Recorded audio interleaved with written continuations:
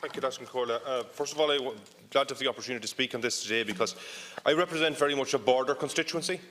The constituency stretches right around the border, and one of the main areas in it is the Central Border Area region. And a couple of weeks ago, I visited Ickban and Enniskillen and spoke to the CEO there about the difficulties that they have with the funds that they have to try and do a reasonable job for economic development as it stands at present. Never mind in the context of Brexit, and particularly in the context if we have a no-deal Brexit. And what they're talking about is the need for investment, the need for infrastructure, because you have a huge area stretching probably from Lifford right around to Newry, where you don't have any big cities, you don't have any big towns. It's primarily rural. The border has made people face away from each other rather than face toward each other. And in the context of that, they need investment now. They need to see that there will be something put in place for them and these communities to be able to survive the impact of what Brexit will be. Many of these people are people who work both sides of the border.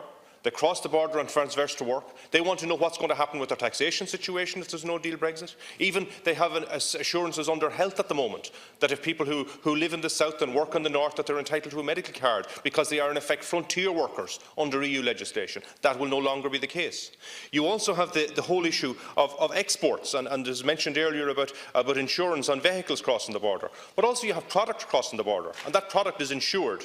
And will that insurance extend into a non-EU state? If people are transporting product across the land bridge, as we call it, across Britain, will the insurance not be in place while it crosses that land bridge any longer? There's questions like this that people have all over the country, and they don't see that government is stepping up the mark to answer these questions.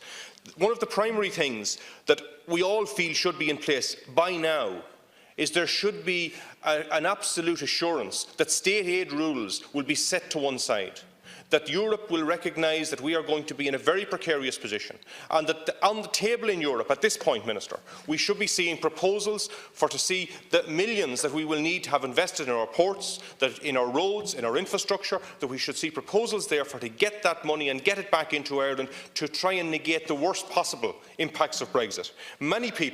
Many people understand that they're going to have huge problems in processing all the customs and the duties and the VATs and all of these things, which there's no expertise there at present to do if we're in a no-Brexit situation.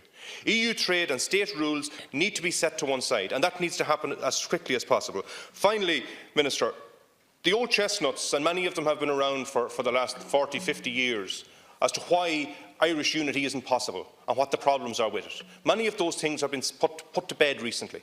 And certainly the economic benefits are there for all to see. And I think everyone recognises now on this island that the possibility of a 32-county economy, of a new Ireland emerging from this, is something that's very positive. And it's something that's positive even without Brexit. And we need to be focusing on that and working on that. The old sectarian divisions that were used as excuses in the past are no longer there in the modern era. And that is a good thing. But, Minister, we really need to see that the government is going to step up to the mark and put investment into these communities, because that's exactly what's needed.